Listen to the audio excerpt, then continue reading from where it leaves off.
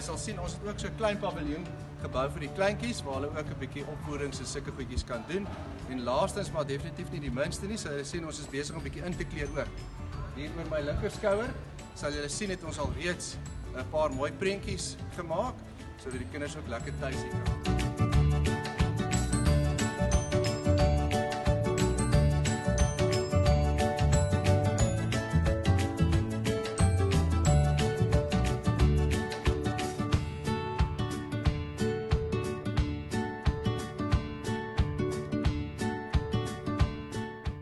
Ons wil vir ons graad R area 'n unieke naam gee, 'n oulike naam wat gepas is. So ons het met die juffrouens al reeds gepraat.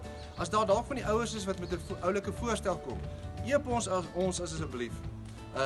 Want ons wil vir hulle ook hulle eie identiteit gee wat ook gepas is vir die kleintjies.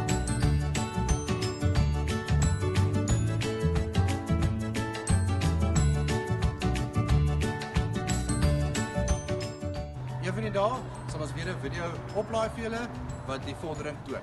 Julle moet 'n lekker dag hê.